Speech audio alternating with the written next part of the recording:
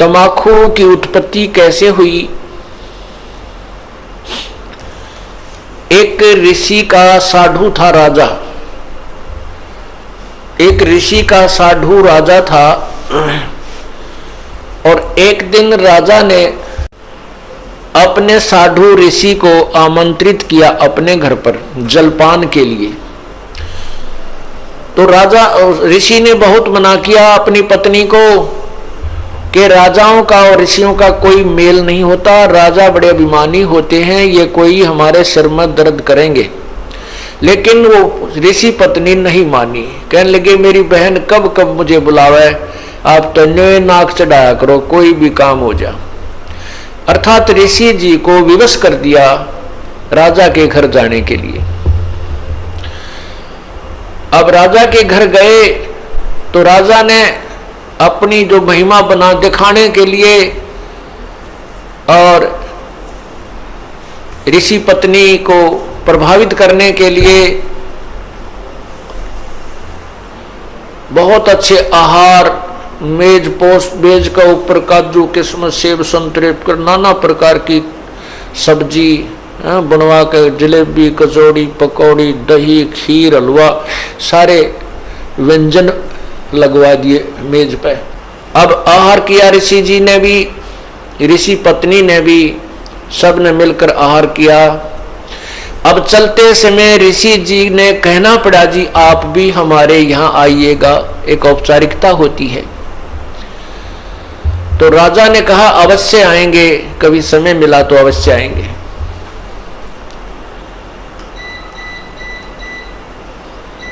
एक दिन वो समय मिल गया, राजा ने संदेशा भिजवा दिया कि हम आ रहे हैं।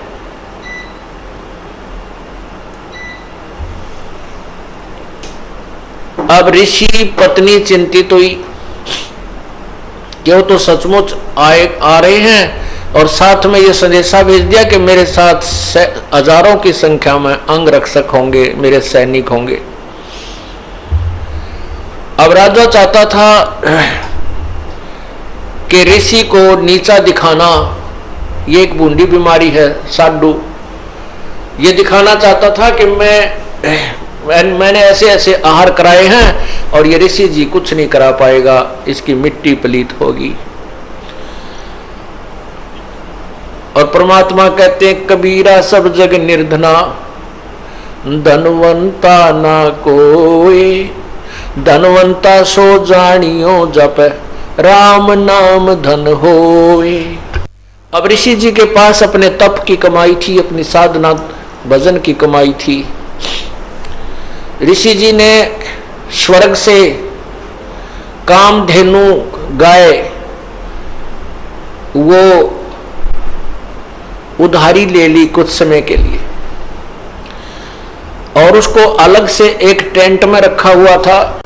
उधर से राजा अपने हजारों सैनिकों को साथ लेकर पहुंच गया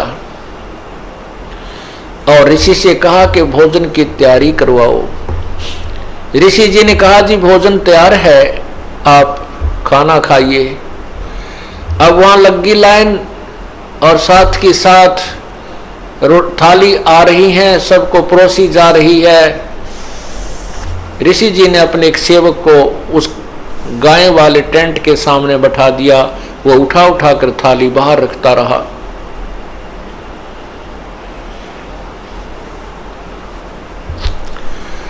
अब जब सब सैनिकों ने खाना खा लिया और ऐसा स्वादिष्ट भोजन उन्होंने कभी नहीं खाया था, तब राजा ने पूछा कि हे ऋषि जी आपके पास ना कहीं कोई भोजन बनाने की व्यवस्था नजर आ रही है, ना किधर को चूल्हा डाल रखा तुमने, ना कोई हलवाई बुला रखा, ये ऐसा भोजन स्वादिष्ट भोजन कहां से आ रहा है? तब राजा ने बताया कि मेरे पास एक कामधेनु गाय है और उसमें यह शक्ति होती है कि वो चाहे पूरी पृथ्वी जीम जा भोजन खा ले, पूरी पृथ्वी के प्राणी, तो भी उसका अंत नहीं आता है। तो राजा के अब साधु की यारी दोस्ती इतनी होती है, अब राजा की नीत में खोट आ गया।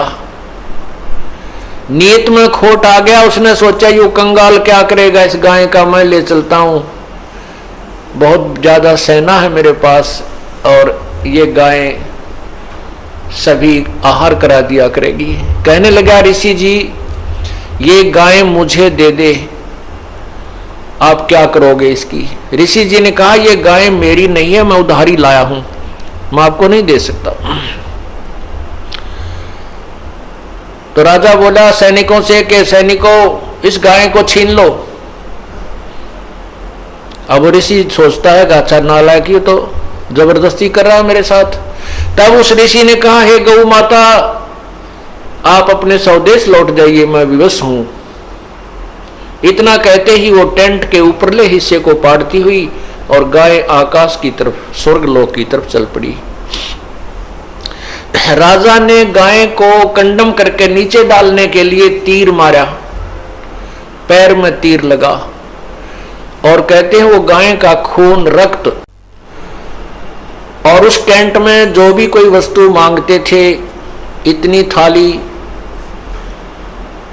हलवे की, इतनी थाली खीर की, इतनी थाली दाल की, इतनी सब्जी की, तोरी की सब्जी, घिया की सब्जी, सब प्रकार की, काजू किस्म, सेब, संतरे, दही, बड़े, यानी जो भी वहां उस आवश्यकता थी उस भंडारे में सभी उपलब्ध उस कामधेनु ने करवा दी। ऋषि जी के पैसे यानी पुण्य की कमाई स्वर्ग में जमा हो गई, उसके प्रतिफल में उसको वहां सब वस्तु प्राप्त हो गई। जमीन पर गिरा और गाय चली गई, तो जहां जहां वो खून गाय का गिरा वहीं पर कहते हैं तम्बाकू की उत्पत्ति हुई। अब हिंदू लोग एक तरफ तो माता को इतना प्रिय मानते हैं, गाय को अपना मां के तुल्य आदर देते हैं और फिर मां के खून को पी रहे हैं। क्या बताते हैं, खो नाम खू का तमा नाम गाय, 100 बार सौगंध इसको ना खाए। तमा नाम खू का, खू नाम खून का और तमा नाम गाय, सौगंध 100 बार इसको ना खाए। तम्बाकू, खून, खू का अर्थ खून, खून, तमाखू, खून, और तमा फारसी का शब्द है, तमा माने गाय होती है। तमाखू यानी गाय का खून, खू नाम खू का तमा नाम गाय, सौगंध 100 बार इसको ना खाए ना पीवे। कहते हैं आप एक तरफ तो गाय को इतना प्रिय मानते हो, आदरणीय मानते हो, और फिर गाय के खून से उत्पन्न इस तम्बाकू को पीते हो। जितने भी महापुरुष हुए उन्होंने सब विकारों को छुड़वाया है। अब सिख समाज में तम्बाकू कोई प्रयोग नहीं करता, अभी तक भी उन्होंने इस मर्यादा का पालन किया है। लेकिन और सारी बुराई शुरू कर दी, मांस खावा, दारू पीने लग गए। देखो बुराई तो सारी त्यागे पार पड़ेंगी। ऐसे ही मुसलमान धर्म के अंदर शराब नहीं छूटे अभी भी, और बाकी मांस खाओ और हुक्का पीवे। हिंदू समाज में बीड़ी, शराब, तंबाकू और मांस कभी प्रयोग नहीं करते थे। अब हिंदू समाज में कोई मर्यादा नहीं रही, सारे काम बिगड़ गए। तो पुण्यात्माओं ये नए सिरे से समाज सेट किया जाएगा और इसी तरह ये समाज सुधार और आत्म कल्याण प्रारंभ होता है। उन महापुरुषों ने भी कठिन प्रयत्न किए थे, परिश्रम किया था समाज को बुराई से दूर करने के लिए। आज भी वही चल रहा है और बहुत निर्मल समाज बन रहा है।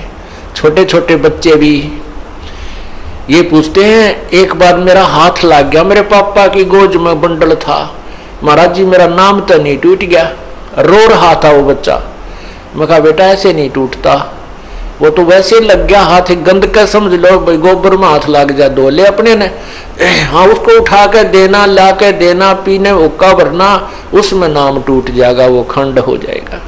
तो पुण्यात्मा जो छोटी सी उम्र में इन बच्चों को ऐसा ऐसा भाव बन गया कि ये इतनी बुराई है कि इसको हाथ लागने से भी हमारा धार्मिक कर्म बिगड़ जाएगा, तो आने वाली इनकी संतान तो कति देवता पैदा होंगी।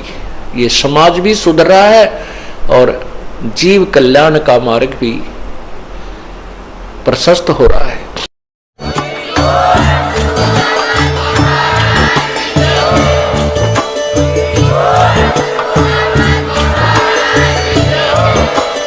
आप सुन रहे थे जगत गुरु तत्वदर्शी संत रामपाल जी महाराज जी के मंगल प्रवचन। अधिक जानकारी के लिए विजिट कीजिए हमारी वेबसाइट www.jagatgururampalji.org। संत रामपाल जी महाराज जी के शुभ आशीर्वाद से पूरे विश्व भर में 500 से भी ज्यादा नाम दीक्षा केंद्र हैं, जिन पर संत रामपाल जी महाराज जी द्वारा ऑनलाइन निशुल्क नाम दीक्षा दी जा रही है। अपने नजदीकी नाम दीक्षा केंद्र का पता करने के लिए संपर्क करें 8222880541।